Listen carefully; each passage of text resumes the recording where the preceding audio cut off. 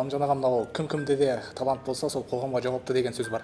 Жалпы өзіңізде қандай жауапкершілік барын сезінесіз? Әртістерде қоғамға жауапкершілік сезіну керек па? Сезінгенде де жеті атасымен сезіну керек қой, жеті ұрпағына дейін сезіну керек.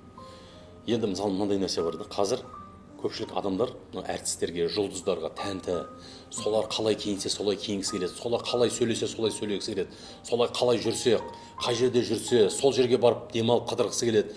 Міне осы нәрсені әртістерге пайдалану керек қой қазір. Өнер адамдарына осы нәрсені пайдалану керек. Пайдаланғанда қалай? Жақсы жағына қарай. Бізде көбінесе қалай болады?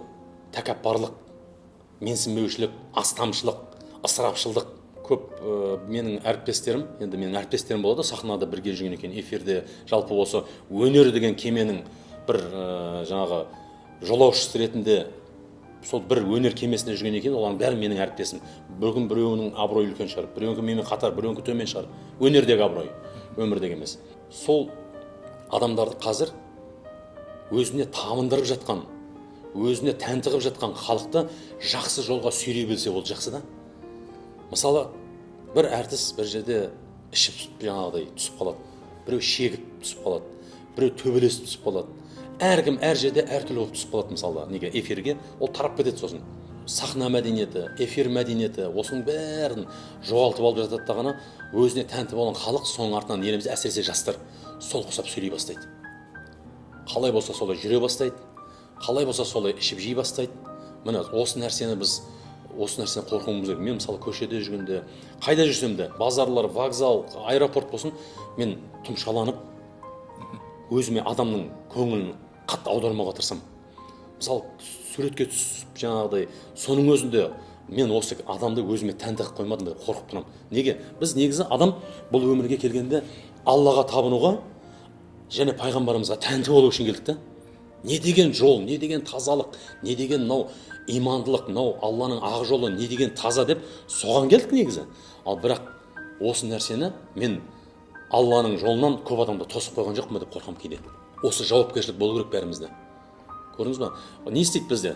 Ең қымбат ресторанға барады, дастарханды жаяды, ал ана түсіреді өзін өзі. Міне біз мына жерде отырмыз. Міне мына жерде тамақ ішіп отырмыз. Менің қасымда мыналар отыр. Кімге керек ол? Кімге керек? А бірақ соны кейінгі жастар емес, керек болса үлкендер де соны көріп, неге менің балам осылай өмір сүрмейді дейді. Неге менің қызым осылай жүрмейді? Шетелге барып, үй сатып алып, анау іш киімдеріне дейін түсіріп жатыр ғой қазір. Мысалы шетелге барған небір әнші қыздарымыз, жігіттеріміз іш киіммен түсіп жатыр. Жаңа іш киімді қай жерден сатып алғанын көрсетіп, сырт киімді қойды қазір жүре. Осы нәрселерді, осындай халыққа кері әсер ететін нәрселерді түсіріп, оны жариялаудың қажеті жоқ. Жариялайсың ба? Тауда жүгіріп жүргеніңді, спортпен айналысып жатқаныңды, немесе бір өнеріңді, әніңді шығарып, соны жаза алмай қиналып жатқаныңды, халық үшін жұмыс істеп жатқаныңды көрсет, өнеріңді көрсет. Ал сенің ішкен жегенің, жаңағы оны барып тастағаның кімге керек? Мысалы да, ол халықтың наразылығын тудырады. Мысалы бізде қазір не көбейді? Көтеріліс көбейді. Білеміз ғой бәріміз, оны жасыратын ештеңе жоқ.